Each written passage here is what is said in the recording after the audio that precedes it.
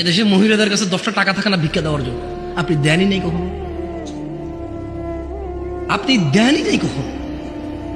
দেশের বহু মহিলার কাছে ভিক্ষা দেওয়ার জন্য 5টা টাকা থাকে না। একটা ফকির আসবে 2 টাকা ভিক্ষা দিব, টাকা নাই তার কাছে, আপনি দেন না তাকে। আর ওর বাপ মরে যাওয়ার আগে ইচ্ছে করে মেয়ে পেয়ে গেলে আরেক বেটার পোলা ভাগ পাবে, মেয়ের জামাই আর নাতিরে তো ভোগ করবে, এই ভয়ে বেঁচে থাকতে ছেলেদের নামে সব জমি লিখে দিয়ে গেছে। জালেম ওই মেয়েটাকে ফকির মিসকিন করে দিল। আর এর ভাই জমি যতক্ষণ আছে এটা ডাইকা ডাইকা খাওয়াবে, মাসে 2 মাসে ঈদে সান্দে জামা কাপড় সেমাই চিনি এগুলো দিয়ে থাকবে। কেন? জমি দিবে জন্য। এখন ওই বোন চিন্তা করে, আরে যদি আমি সম্পদ নিয়ে আসি, যা একে তো সে ডাবল পাইলো, আমি অর্ধেক পেলাম, একটুকু যদি নিয়ে আসি, ছেলে মেয়ে স্বামী নিজের দরকারে, বলে যে অংশ আনলে ধ্বংস হয়।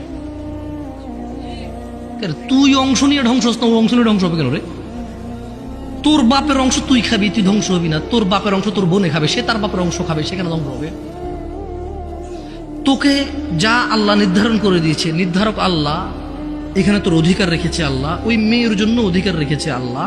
তুই খেলে ধ্বংস হবি না, ও খেলে ধ্বংস হবে কেন রে? এদেশের বাপ ভাই সবাই প্রায় জুলুম করে মেয়ের প্রতি, স্ত্রীর প্রতি, ইভেন মায়ের প্রতি।